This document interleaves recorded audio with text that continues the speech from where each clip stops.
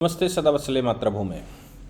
हम लोग चर्चा करने जा रहे हैं उद्धव ठाकरे जी की। ऑनरेबल सुप्रीम कोर्ट में जो बहस चली अभी तक, उस बहस का एक कंक्लूज़न, और उस कंक्लूज़न में ये समझ में आया कि honourable chief justice of India और अभिषेक मनु सिंघवी या कपिल सिब्बल की जो बहस चल रही है, उस बहस में एक बात समझ में आई कि उद्धव ठाकरे ने बहुत बड़ी गलती करी।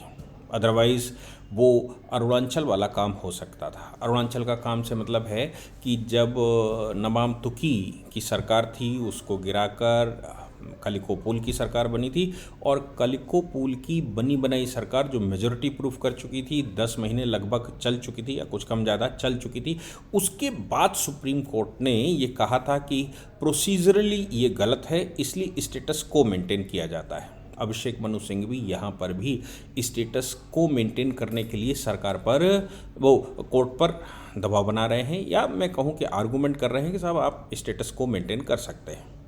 उद्धव ठाकरे गलतियों के सरताज तो हैं ही, इसमें तो कोई शक नहीं लगता कि उनको गलतियों का सर, और गलतियाँ कहना या फिर उस लेवल की मैच्योरिटी की कमी होना, ये 2-3 बातें अलग अलग हैं।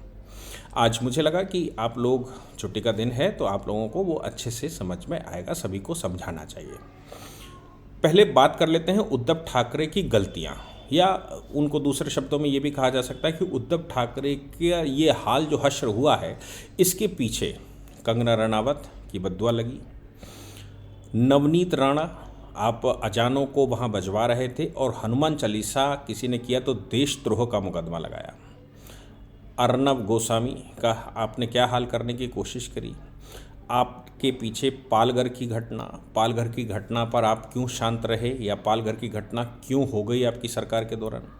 कांग्रेस और एनसीपी, जिसको बाला साहेब ठाकरे लगातार कांग्रेस को चूंटी से भी छूने की बात नहीं कर रहे थे, तो कांग्रेस के साथ सरकार बना लेना, फिर गृह मंत्रालय का पद उनको दे देना, फिर दुनिया भर की बातें परमवीर सिंह या गृह मंत्री की सामने आने के बावजूद सरकार को कंटिन्यू रखना, और इसके अतिरिक्त अपनी ही पार्टी के लोगों की बात ना सुनना, अपनी ही पार्टी को सिर्फ ये सोचकर कि मैं सुप्रीमो हूँ और मेरी ही सब कुछ चलेगी, वो बड़ी भूल थी या गलती थी। और जो समविचार पार्टी थी, उस समविचार पार्टी को छोड़ देना, यानी कि अमित शाह जी के ऊपर इल्ज़ाम लगा देना और फिर देवेंद्र फडणवीस को मुख्यमंत्री बनने से रोकना, ये मुख्य गलतियां थीं जिनकी वजह से उद्धव ठाकरे का ये हश्र हुआ। मतलब श्राप लगा, साधुओं का श्राप, पार्टियों का श्राप, हिंदू लोगों का श्राप, या पालघर का श्राप, कंगना रनावत का श्राप, ऐसे बहुत सारी चीज़ें सामने आईं। अब हम लोग बात कर लेते हैं कि उन्होंने यही गलती दोबारा फिर दोहरा दी। ये मामला 29 और 30 जुलाई का है। 27 जुलाई से लेकर और 30 जुलाई तक का प्रकरण है, जब एकनाथ शिंदे ग्रुप यहाँ से असम चला गया था। 39 विधायक उनके पास थे। उससे पहले एकनाथ शिंदे ने लगातार बात करने की कोशिश की थी उद्धव ठाकरे से। उद्धव ठाकरे सुनने को भी तैयार नहीं थे, बात करने को भी तैयार नहीं थे। उनका उद्धव ठाकरे का बेटा लिटिल पेंगुइन, वो लगातार ये सिद्ध करने की कोशिश कर रहा था कि नंबर 2 मैं हूँ। एकनाथ शिंदे या जो हिंदूवादी बाकी नेता थे बाला साहब ठाकरे की विचार पर चलने वाले, उनका कोई बहुत महत्व तो नहीं है। जो कुछ होगा वो आदित्य ठाकरे तय करेंगे। मैं दूसरे शब्दों में अगर कहूँ कि आदित्य ठाकरे को इतना महत्व देना, पार्टी के पुराने वर्कर्स के ऊपर महत्व देना, ये भी उद्धव ठाकरे की बहुत बड़ी गलती थी। खैर, लगातार प्रयास होता रहा, सुप्रीम कोर्ट भी बार बार जाया गया। डिप्टी स्पीकर जो वहाँ पर बैठे हुए थे, डिप्टी स्पीकर, अब जो क्वेश्चन सुप्रीम कोर्ट के सामने है वो ये है कि डिप्टी स्पीकर ने जो नोटिस इशू किया इन विधायकों को जो असम चले गए थे, क्या डिप्टी स्पीकर को नोटिस इशू करने का अधिकार है या एंटी डिफेक्शन में शेड्यूल 10 का मामला सुनने का अधिकार है, जब कि डिप्टी स्पीकर के ऊपर क्वेश्चन आ गया हो, और क्वेश्चन ये हो डिप्टी स्पीकर के ऊपर कि वो डिप्टी स्पीकर हटना है, यानी कि उनको नोटिस हो गया हो। तो नवाम तुकी का जो जजमेंट है ऑनरेबल सुप्रीम कोर्ट का, जो मैंने कल पोल बताया, उसमें यही था कि अगर डिप्टी स्पीकर के हटाने का प्रस्ताव आ गया हो या नोटिस हो गया हो, तो उस मामले में उसको एंटी डिफेक्शन वाले मामले सुनने का अधिकार खत्म हो जाता है। अब तो नया स्पीकर आएगा, वो सुनेगा। तो यहाँ पर सवाल ये पैदा हुआ कि जो डिप्टी स्पीकर ने 39 विधायकों के एंटी डिफेक्शन का जो नोटिस किया है, वो नोटिस या एंटी डिफेक्शन का जो मुकदमा उसको तय करना है, क्या वो कर सकता है? तो नवाब तुकी तो कहता है कि नहीं कर सकता है। दूसरी बात इसमें ये आई कि गवर्नर के सामने जब प्रश्न गया तो गवर्नर को ये लगा कि सरकार जो है वो अल्पमत में आ चुकी है, तो गवर्नर का काम पहला रहता है, अगर कोई ऑब्जेक्शन लगाता है या गवर्नर को सूचना मिलती है कि सरकार अल्पमत में है, तो वो कहेगा कि आप अपना विश्वास प्रस्ताव लेकर आइए। अब विश्वास प्रस्ताव कैसे लेकर आए? 39 विधायक तो जा चुके हैं, बीजेपी साथ देने वाली नहीं, एनसीपी, कांग्रेस और बची हुए उद्धव ग्रुप के लोग मिलकर मेजॉरिटी प्रूफ नहीं कर पा रहे हैं, तो कैसे बनेगी सरकार? अब यहाँ पर सवाल ये भी पैदा हो गया कि अविश्वास प्रस्ताव में जाते हैं, विश्वास प्रस्ताव में जाते हैं तो गिर रही है सरकार, और नहीं जाते तो क्या? तो गवर्नर क्या करेगा? तो ऐसी परिस्थिति में उद्धव ठाकरे ने ये पसंद किया कि वो इस्तीफा दे दें। अब सुप्रीम कोर्ट में जो अभिषेक मनु सिंघवी का आर्गूमेंट आ रहा है, उसमें सबसे बड़ी गलती उद्धव ठाकरे का इस्तीफा देना रहा। उद्धव ठाकरे ने इस्तीफा दे दिया। इस्तीफा देने के बाद ये सभी मामले सुप्रीम कोर्ट आते रहे कि भाई वो हो सकता है कि नहीं हो सकता। गवर्नर ने नई सरकार का इनविटेशन दे दिया। गवर्नर की नई सरकार का इनविटेशन फिर से कोर्ट में चैलेंज हुआ। सुप्रीम कोर्ट ने कहा कि भाई ये ड्यू प्रोसेस है, हम इसको रोक नहीं सकते। यानी कि वहाँ नए मुख्यमंत्री की घोषणा हो गई। नए मुख्यमंत्री को समय भी दे दिया गया कि आप आइए और अपनी मेजॉरिटी प्रूफ करिए। ये सभी बातें सुप्रीम कोर्ट में बार बार स्टे के रूप में आती नहीं कि साहब रोक दीजिए इनको, लेकिन सुप्रीम कोर्ट ने कहा देखो नेचुरल प्रोसेस जाने दीजिए, वो होने दीजिए, हम केवल मामला सुनेंगे जो भी चल रहा है। तब तक वो वैकेशनल बेंच चल रही थी, आगे मामला ऐसे आ गया। खैर वो वैकेशनल बेंच के बाद का ही मामला है जब प्रॉपर कोर्ट बैठने लगी थी।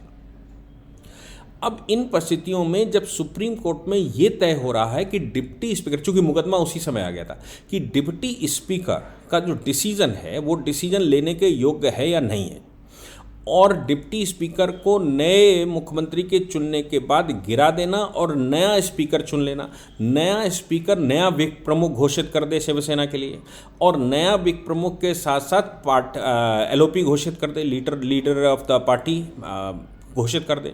तो जो उद्धव ग्रुप था वो चूंकि माइनॉरिटी में जा चुका था, इसलिए अब नए स्पीकर ने शिवसेना मान ली शिंदे की, और उनके अनुसार ही जो मेजॉरिटी में थे उनके अनुसार ही लीडर चुन लिया गया, उनके अनुसार ही विश्व प्रमुख चुन लिया गया। अब इनका कहना है कि ये कैसे चुन सकते हैं? जो पार्टी है, जो पॉलिटिकल पार्टी है, उससे ही लेजिस्लेटिव पार्टी चलती है, ना कि लेजिस्लेटिव पार्टी से चलती।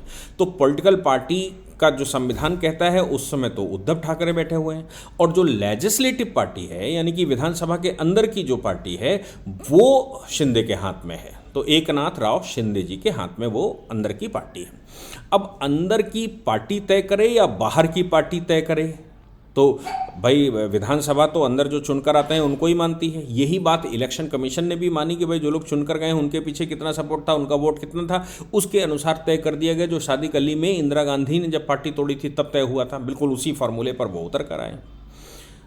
अभिषेक मनु सिंघवी साहब का कहना ये था कोर्ट में कि साहब आपने वहाँ पर जो सरकार अरुणाचल की थी, अरुणाचल की सरकार को आपने रिस्टोर कर दिया था। यानी कि जो गवर्नर का डिसीजन था, गवर्नर ने जो वहाँ पर किया था, गवर्नर ने जो सरकार बना दी थी, गवर्नर ने जो अविश्वास प्रस्ताव ले आए थे, वो सब कुछ आप वैसा ही कर सकते हैं कि गवर्नर के अविश्वास प्रस्ताव को आपने अवैधानिक घोषित कर दिया था, आपने गवर्नर के द्वारा नए अपॉइंटमेंट को अवैधानिक घोषित कर दिया था, और गवर्नर के द्वारा अविश्वास प्रस्ताव गलत तरीके से लाना, विश्वास मत सिद्ध करने का जो ऑर्डर था वो सब गलत था।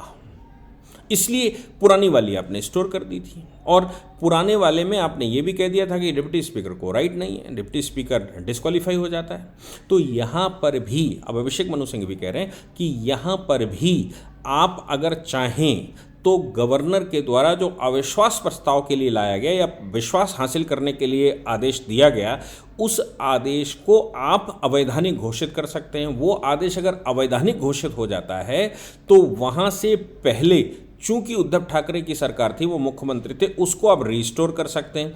वो रिस्टोर हो जाती है तो वहाँ से प्रक्रिया दोबारा शुरू होनी चाहिए।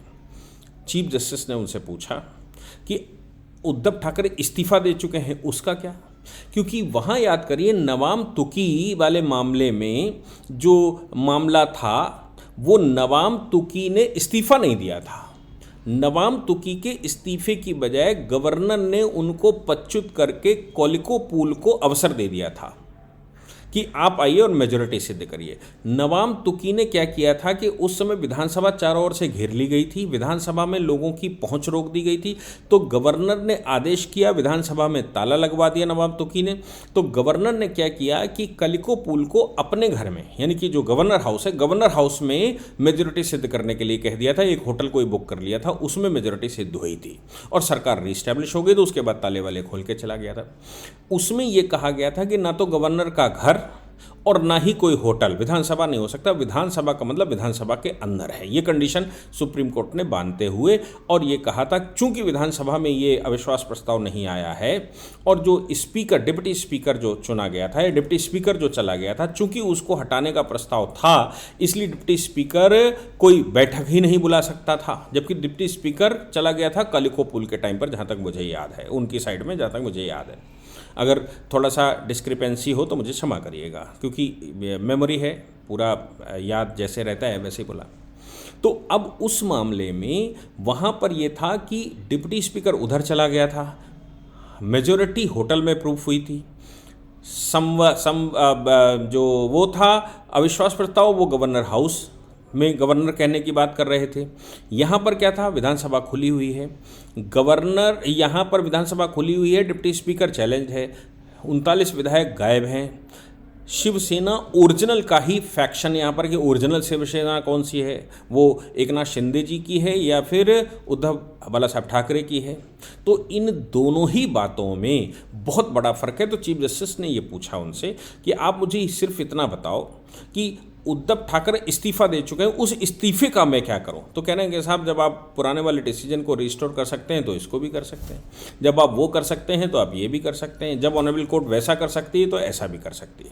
तो वो कह रहे हैं कि what should be the effect, अगर हम स्टे कर भी दें, रिस्टोर कर भी दें और गवर्नर के ऑर्डर को ये कह दिया जाए कि गवर्नर का ऑर्डर अवैधानिक है, तो भी आप फ्लोर टेस्ट में गए नहीं, आप विश्वास प्रस्ताव में गए नहीं, अविश्वास आपने सिद्ध नहीं किया। आपको विश्वास प्रस्ताव में जाना चाहिए, विश्वास प्रस्ताव में जाकर वहां आपके अविश्वास के आधार पर सरकार गिर जाती, क्योंकि विश्वास प्रस्ताव आप पास नहीं कर पाते, 39 विधायक गायब थे, सरकार आपकी गिर जाती, गवर्नर नए को बुलाकर शपथ दिलवा देता, उसका विश्वास मत भी हासिल हो जाता।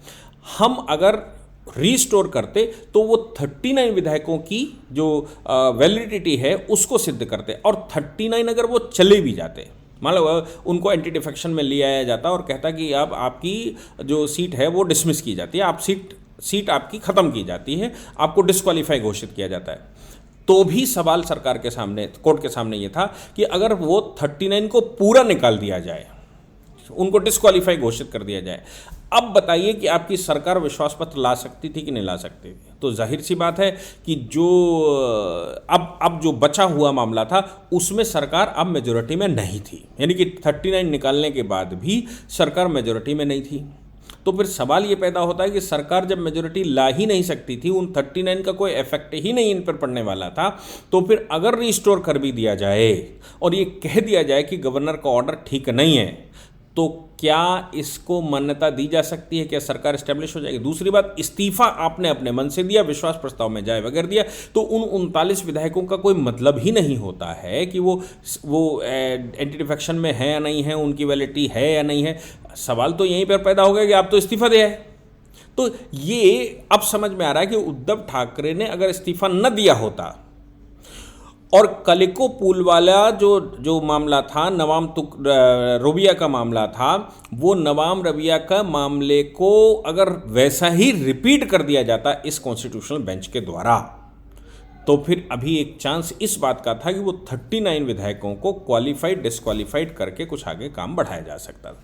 लेकिन 39 के डिस्क्वालिफिकेशन से भी सरकार पर फर्क नहीं पड़ रहा। दूसरा, आप इस्तीफा दे चुके हैं, इसलिए आप तो स्वयं ही इस्तीफा देकर फंस चुके हैं, तो अब सरकार रिस्टोर हो कैसे सकती है? चीफ जस्टिस ने लगातार, और जो बेंच बैठी थी वो लगातार उनसे यही कह रही थी कि आप रिस्टोरेशन की बात कर रहे हैं, जैसे मैं कह रहा हूँ कि जैसे वो अरुणाचल वाले में रिस्टोर हुआ था, तो फिर इस रिस्टोरेशन का मतलब क्या होता है? क्या ऐसा किया जा सकता है? कैसे ऐसा हो सकता है?